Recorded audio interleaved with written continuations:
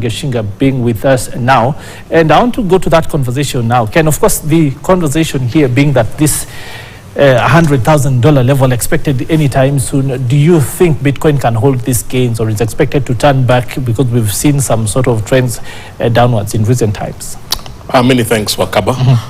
Indeed, Bitcoin has surged. The price has gone up 33% since the Trump election, really anchored on people feeling there'll be less regulation on cryptocurrency. So it is possible that it might hit 95, but I think it's unlikely that it will cross over into 100,000. And of course, the re-election of Donald Trump causing a boom across these sorts of markets, sort of sentiment that we could return to the so-called good times where there are tax cuts across the board and that sort of thing. But this is a really big deal for Africans in the global south.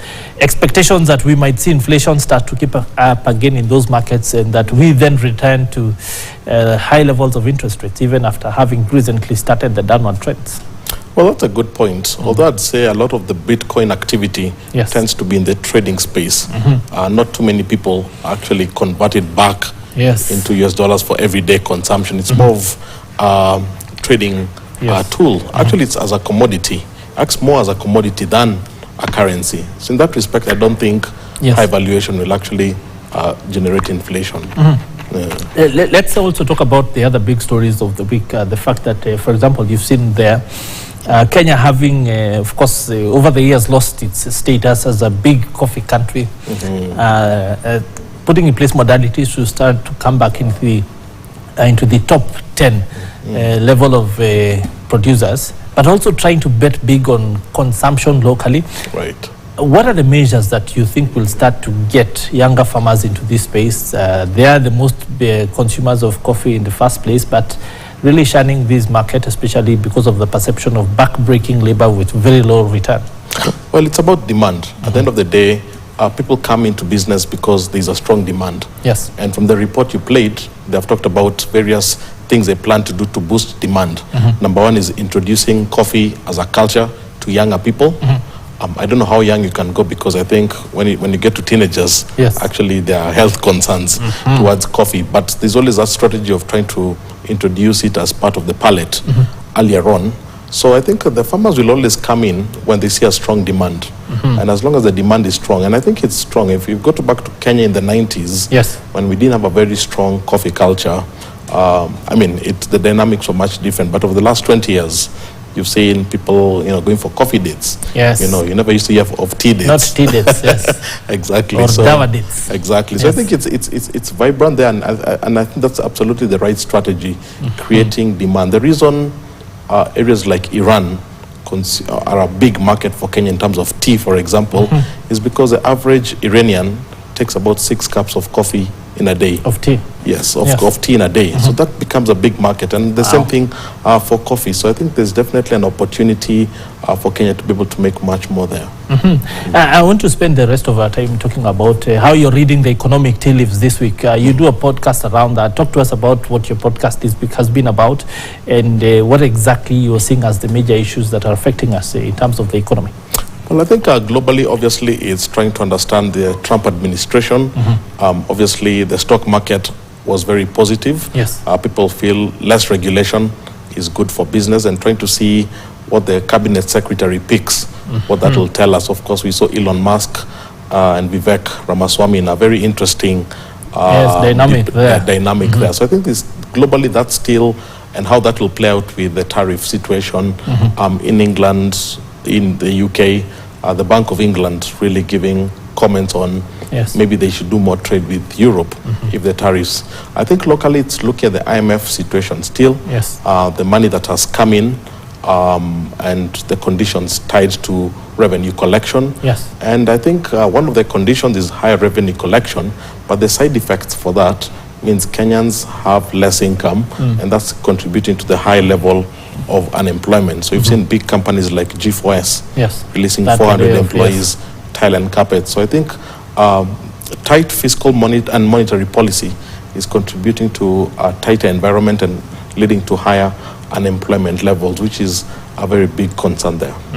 So the first thing you've said, of course, is the US. So earlier today, late yesterday, comments that Gary Gensler, chairman of the Reserve Bank, might be starting to exit stage left based on his speech. And that essentially speaking to the policy hawks who say that then Trump is, having said that he would fire him on day one, this is coming to fruition. Do you think this may lead to huge changes in policy that will then trickle down into our situation? Well, I think we expect to see a very bold Trump presidency. Yes. This is not Trump 1.0 when he was learning the ropes. Yes. He really knows what he wants to achieve. Matured Trump. Even before on inauguration, yes, there are things that he wants to really achieve, and the appointments that are coming through. Obviously, some things will still be hard to push, yes, even though they have a Republican majority in the House.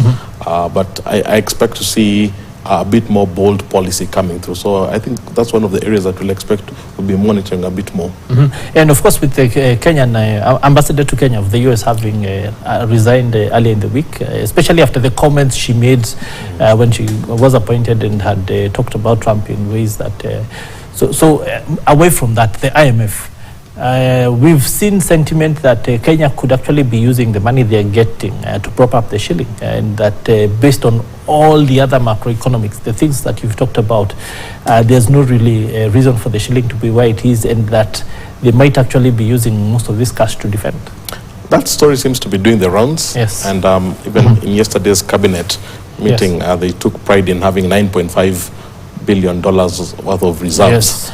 And a lot of people keep asking, is that what is the war chest? Yes. Possibly that could be the case, but I think also the supply and demand side story is still playing out. On the supply side, we still have dollars coming in, chasing, yes, high-yielding government securities. And on the demand side, we are still seeing very weak import demand. Yes. So we have a strong supply side and a weak demand. That plays it plays into that. But obviously the stories on the streets is what you've just mentioned. Yes, so second last question.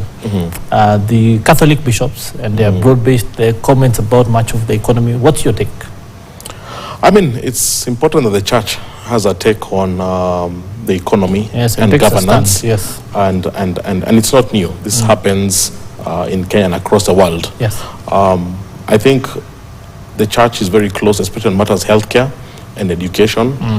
What I was surprised was the figures that, yes, were being quoted in terms of how much the government owes hospitals. Yes. From what the Ministry of Health is saying and what the Catholic bishops are saying, it seems it's a very big, yes, difference. It tells me one of the two parties is not doing. But the hospitals are closer to the ground. So for me, I mean, yeah. So someone doesn't have their math kosher.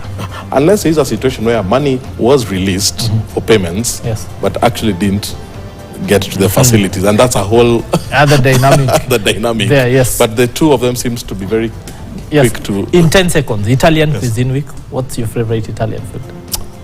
You know, I'm always partial to pasta. Yes. So it's good to see that kind of partnership. Yes, your friends would have asked Pastor who, but we'll leave that question for next time, Ken. So thank you very much for taking the time to talk to us here today. Thank you. It has been a pleasure as always. Always. That conversation there bringing us to the close of course, this conversation today. And for Business Today this week, of course, we'll see you again on Monday. Up next is the news in Swahili with our colleagues from the Swahili desk, of course, ready and willing to take up that in just a few minutes. My name is Peter Akaba. It's you again on the other side of the weekend. To enjoy the weekend ahead, and kwaheri ya kuonana.